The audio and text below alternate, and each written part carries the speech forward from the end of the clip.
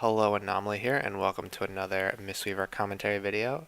Today we're taking our first steps into Mythic Nighthold and discussing Skorpyron, the first boss in this instance. Um, on normal, heroic, and even on Mythic, Skorpyron doesn't possess a ton of difficulty for most guilds, so it should be a pretty straightforward fight. However, I did not play very well, so let's jump in and watch me pretty much fail over and over again to the simple mechanics that are a part of this encounter. So starting off, the beginning parts of the fight pretty straightforward. One thing you'll notice on my screen, a little cake weak aura. I did pick up cake during our heroic runs, so very very excited for that, and decided to set it up. I get to use it. So first mistake there, get stunned. Just very, very bad timing. And also haven't finally used cake, a good 30 seconds, 25 seconds into the fight. So you definitely want to keep cake on cooldown as much as possible. And I did not do a very good job there. So the only major change in this fight, and what you'll see is these red crystals just don't stand near them. There's also a green phase where you take a lot of ticking damage, but really the red crystals are the only thing that's going to wipe and kill your raid. So here we have kind of scorpions coming in. We still have the blast you need to dodge. I didn't dodge the first one, and you'll notice I don't dodge a couple more as we come in.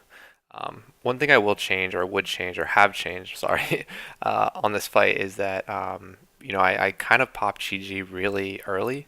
So pretty much on pull, I'll pop them, just because of the amount of these crystals hit fairly frequently. So there's always some sort of raid ride damage going out. So definitely want to use that Chi as much as possible. So here in the green phase, I think this is potentially where I use Chi. Yeah, this is our first kill basically, so I definitely use it here. But I mean, you can pretty much use it earlier on, I feel like, and then save your mana tea. If you have a boomkin, they're giving you your innervates, and just kind of essence font spam out here, and then top people off with Viv. So I mean, that's what I would do. I think that's what I do now.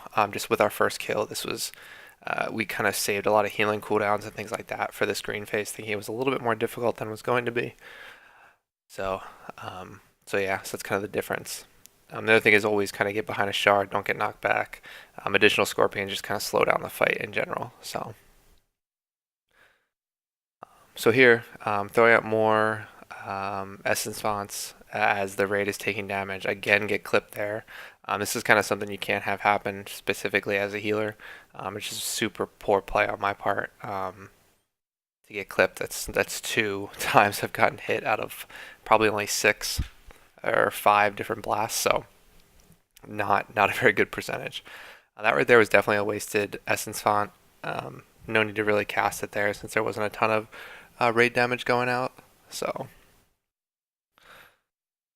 other than that, I mean, it's just really continue to dodge. There is some raid-wide damage, so you can top it off pretty much with probably like a Vivify and your Renewing Mists, keeping that on cooldown.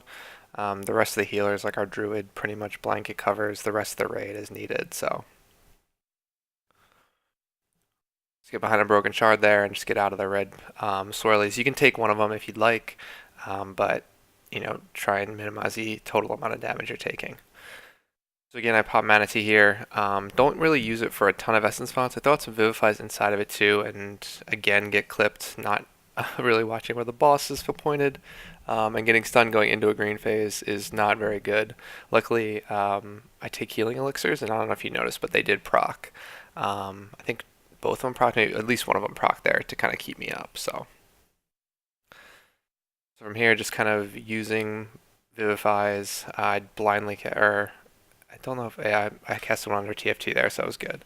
But using them with like your UT procs and things like that is always kind of the best way to do that. So, and a lot of times your raid's going to be grouped up behind these crystals. So when they are, use that's where the best part to use chi burst and things like that. So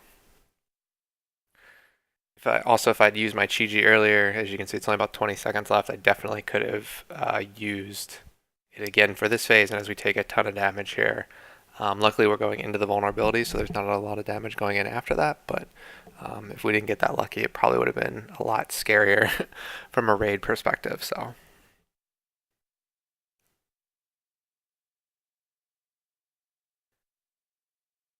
So from here, it's really, just dodging the rest of the fight. I do make some poor decision making here. So first thing right now, Cake is been on cooldown now for probably a good 15 to 20 seconds. Definitely could have used it earlier. That's a miss on my part. Since this point in time, I've actually changed my UI a little bit and made the Cake weak core a little bit more front and center. So it's a little bit easier for me to keep track of. So that's one big thing or big change that I made just to make sure I use that a little bit better. But again, Manatee during the green phase, pretty much a good idea. Probably a solid choice. So I do get Cake down here, getting out of the way of the focus blast. Luckily, it missed me, which was key.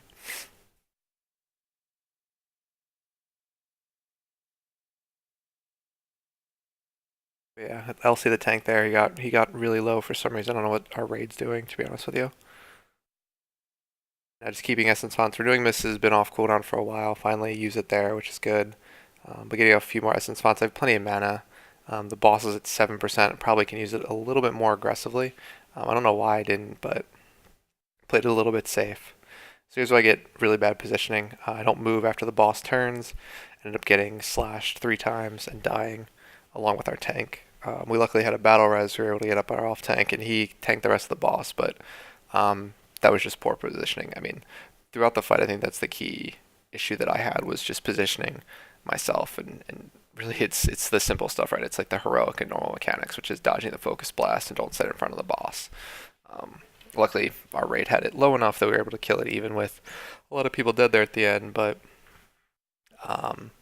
it's just not super clean. Definitely could use a lot of work there. So other than that, that's our first Mythic video. I think I played pretty poorly there, but I think usage-wise, when my cooldowns or my abilities was good, but ultimately it's kind of the positioning and not really paying attention to mechanics that kind of really hurt me there. So other than that, that is the video. I hope you guys enjoyed watching and be on the lookout for additional Mythic videos.